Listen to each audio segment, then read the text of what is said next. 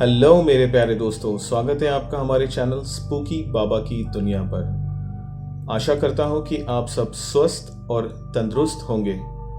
दोस्तों, 2005 में एक हॉरर फिल्म रिलीज हुई थी जिसका नाम था द एक्सॉर्सिज्म ऑफ एमिली रोज।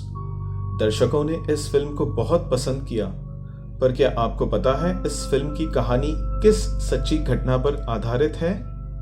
ये कहानी थी जर्मनी में रहने वाली एक लड़की एनालिस मिशेल की, पर फिल्म में बताई गई कहानी अधूरी है और हम आज आपको पूरा सच बताएंगे दोस्तों, एनालिस मिशेल की कहानी का और उनके साथ क्या हुआ था। एनालिस मिशेल का जन्म सितंबर 1952 में जर्मनी में रहने वाले एक परिवार में हुआ था जो एक बहुत धार्मिक कैथोलिक परिवार था। एनालिस अपने माता पिता जोसेफ और एना और अपनी 3 बहनों के साथ रहती थी। ये परिवार हफ्ते में 2 बार चर्च में मास अटेंड करता। एनालिस बहुत प्यारी और आज्ञाकारी बच्ची थी जो अपने स्टडीज में भी होशियार थी। 1968 में जब एनालिस 16 वर्षों की थी तब उन्हें सीजर्स मिर्गी का पहला दौरा आया जब वो अपने स्कूल में थी। एनालिस जब उसी रात सो रही थी, उन्हें अपने चेस्ट में दर्द महसूस हुआ और मानो एनालिस को कोई अदृश्य शक्ति बिस्तर पर दबा रही थी। 11 महीने बाद अगस्त 1969 में एनालिस को फिर से सीजर्स का दौरा आया, लेकिन इस बार एनालिस की मां ने उन्हें अपने फैमिली डॉक्टर के पास ले गए जिनका नाम था डॉक्टर वॉट। डॉक्टर वॉट और न्यूरोलॉजिस्ट डॉक्टर लूटी ने मिलकर एनालिस को एग्जामिन किया और उनका ब्रेन स्कैन किया जिसमें रिपोर्ट बिल्कुल नॉर्मल आई। डॉक्टर्स ने बताया कि ये सिर्फ नॉर्मल सीजर्स मिर्गी के अटैक्स हैं। आने वाले 2 वर्षों में 1970 और 71 में एनालिस को ऐसे ही और 2 सीजर्स के अटैक्स आए। 3rd अटैक में रिपोर्ट बिल्कुल नॉर्मल आई फिर से और कुछ मेडिकेशन प्रिस्क्राइब किए गए, और 4th अटैक में ब्रेन स्कैन के रिपोर्ट्स में कुछ इर्रेगुलर पैटर्न्स आए और एनालिस का प्रिस्क्रिप्शन बदलकर उन्हें हाई पावर के डोज पर स्विच कर दिया गया। 1973 के स्प्रिंग में हालात कुछ बिगड़ गए थे। एनालिस को अपने बेडरूम में नॉकिंग साउंड्स, खटखटाने की आवाज़ें आनी शुरू हो गई। एनालिस को एक अदृश्य बच्चे की आवाज़ आती जो एनालिस से कहता, गो टू हेल, नर्क में चले जाओ। एक दिन एनालिस की मां ने देखा कि एनालिस वर्जिन मैरी की स्टैच्यू जो घर में रखी थी उसको देख रही थी, और उस समय एनालिस की आंखें नॉर्मल नहीं थी बल्कि पूरी तरह से काली हो गई थी, और एनालिस के हाथ किसी जानवर के पैरों की तरह, जिसे इंग्लिश में पॉज कहते हैं, दिख रहे थे। सितंबर 1973 में अपने एक क्लिनिक के विजिट के समय एनालिस ने डॉक्टर लूटी को कहा कि उन्हें हैलुसिनेशंस दिख रहे हैं जिनमें उन्हें बहुत खौफनाक शैतानी चेहरे नजर आते हैं। एनालिस ने यह भी बताया डॉक्टर से कि शैतान एनालिस के अंदर आ चुका है और उन्हें बहुत गंदी बदबू आती है जो किसी जले हुए ह्यूमन वेस्ट फीसिस की है। दोस्तों, ये बदबू कई बार एनालिस के आसपास रहने वाले परिवार के लोगों को और पड़ोसियों को भी आई थी।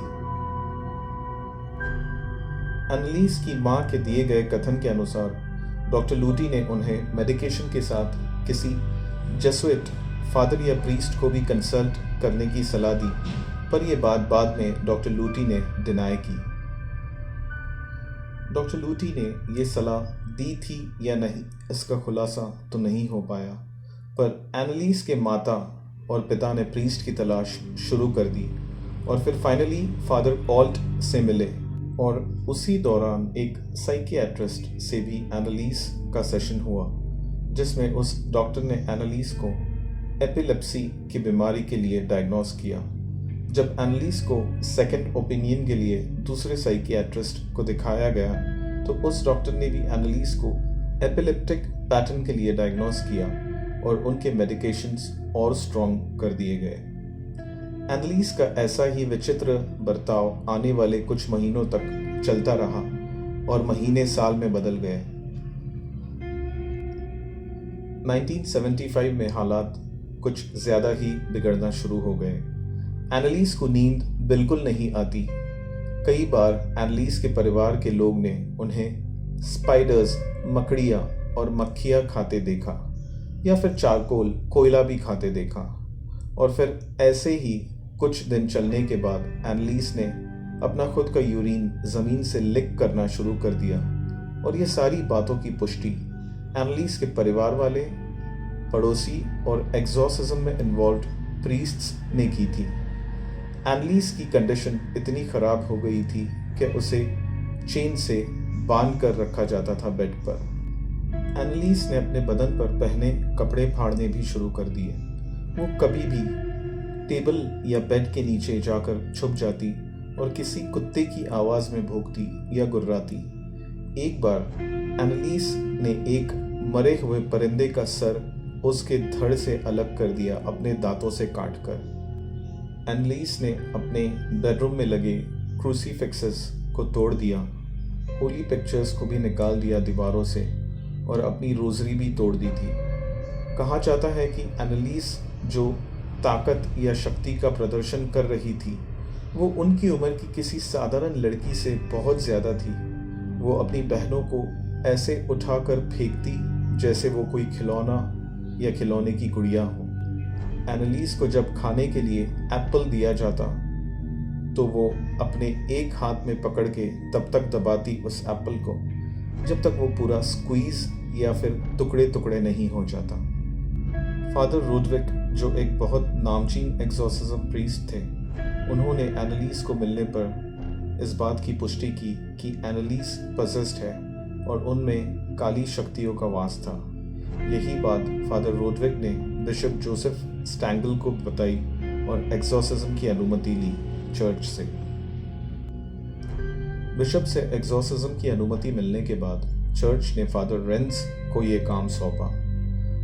24 सितंबर 1975 को पहला एक्सॉर्सिज्म एनालिस पर परफॉर्म किया गया। फादर रेंस ने कुछ एक्सॉर्सिज्म रिकॉर्ड किए ऑडियो टेप्स में और टोटल 42 रिकॉर्डिंग्स किए गए ऐसे ही एक्सॉर्सिज्म्स के समय। एनालिस पर टोटल 67 एक्सॉर्सिज्म्स परफॉर्म किए गए आने वाले 10 महीनों में।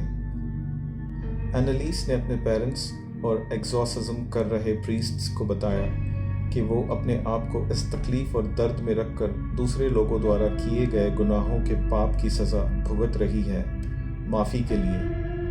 एनालिस रोज़ करीब 400 स्क्वाट्स, 400 स्क्वाट्स करती थी और बार बार अपने घुटनों पर गिरकर प्रेयर करती थी। इसी प्रक्रिया को एनालिस ने आने वाले कई महीनों तक किया और अंत में उनके दोनों घुटनों की हड्डी फ्रैक्चर और ज़ख्मी हो चुकी थी। इन्हीं एक्सॉर्सिज्म्स में से एक एक्सॉर्सिज्म के समय जब फादर ने एनालिस में बसी काली शक्तियों से पूछा कि वो कौन है और उनका नाम बताए, तो एनालिस ने बताया कि उनमें 6 आत्माओं का वास था जिनके नाम थे कुछ ऐसे: नेरो, हिटलर, लूसिफर, केन, जूडास और फ्लैशमैन। मई 1976 तक एनालिस की कंडीशन बहुत ख़राब हो चुकी थी। एनालिस दीवारों पर अपना सर मारती थी और अपने आप को या आसपास के लोगों को काट लेती अपने दांतों से। एनालिस ने खाना पीना बंद कर दिया था और जब उन्हें कोई खाने के लिए कहता तो एनालिस कहती, not being permitted to eat, मुझे खाने की अनुमति नहीं है।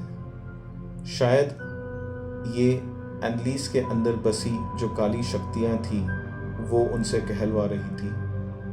एनालिस का वज़न दोस्तों तकरीबन 80 पाउंड हो चुका था, यानी 35 kgs। जून 1976 में एनालिस की तबीयत बहुत ख़राब हो गई और उनका चेहरा पूरा सफ़ेद पेल पड़ गया था। एनालिस ने डॉक्टर के पास जाने से भी मना कर दिया, जबकि उन्हें बहुत तेज़ बुखार था। 30 जून 1976 को एनालिस पर और एक एक्सॉर्सिज्म किया गया। एक्सॉर्सिज्म के अगली सुबह जब माता और पिता एनालिस के कमरे में गए तो एनालिस मर चुकी थी। डॉक्टर्स ने एनालिस को चेक करके उनकी मौत का कारण कमजोरी माल न्यूट्रिशन बताया। एनालिस का जब देहांत हुआ तब उनकी उम्र 23 वर्षों की थी। एनालिस के मौत के बाद इस कहानी को नेशनल कवरेज भी मिला जर्मनी में, जिसकी वजह से आम जनता तक भी उनकी कहानी पहुंची और लोगों को पता चला उनके बारे में। कुछ दिनों बाद एनालिस के माता पिता और दोनों प्रीस्ट्स को कोर्ट ने नेग्लिजेंट होमिसाइड के चार्जेस लगाए और उन्हें कोर्ट में हाजिर होने के लिए कहा। जर्मनी के कोर्ट ने दोनों प्रीस्ट्स को गिल्टी घोषित किया मैनस्लॉटर रिजल्टिंग फ्रॉम नेग्लिजेंस के लिए और 6 महीने की जेल कारावास की सज़ा सुनाई और उसके अलावा 3 वर्षों का प्रोबेशन, पर बाद में इन सज़ाओं को रद्द कर दिया गया और दोनों प्रीस्ट्स को बाइज्जत बरी किया। एनालिस के माता और पिता को कोई सज़ा नहीं दी गई क्योंकि जज ने कहा कि वो दोनों ने काफ़ी तकलीफ़ उठाई है और अपनी बेटी भी खो दी थी, तो अब उन्हें कोई सज़ा सुनाकर उनकी तकलीफ़ नहीं बढ़ाना है। दोस्तों, ये कहना मुश्किल है कि एनालिस की मौत का कारण क्या था। उनमें बसी 6 आत्माएं जिन्होंने उनके जिस्म पर काबू कर लिया था, या फिर माल न्यूट्रिशन और ख़राब तबीयत पर उनकी तकलीफ़ और डर के बारे में सोचकर बदन पर रोंगटे खड़े हो जाते हैं और ये ख्याल आता है दिल में कि ऐसा क्यों हुआ उस लड़की के साथ जो इतनी आज्ञाकारी और होनहार थी। एनालिस की ग्रेव पर आज भी लोग जाते हैं श्रद्धांजलि देने के लिए। And I feel sad for her. Annalise Michelle, may your soul rest in peace. धन्यवाद दोस्तों इस वीडियो को पूरा देखने के लिए। अगर आपको वीडियो पसंद आया हो तो वीडियो को लाइक करें और अपने दोस्तों के साथ ज़रूर शेयर करें। अगर आपने हमारे चैनल स्पूकी बाबा की दुनिया पर सब्सक्राइब नहीं किया है अभी तक, तो नीचे दिए गए सब्सक्राइब बटन को जल्दी से दबाकर लाल से ग्रे करें और बेल आइकन पे क्लिक करके ऑल सेलेक्ट करें। दोस्तों, हमसे जुड़े रहने के लिए आपके कमेंट्स ज़रूर छोड़ें।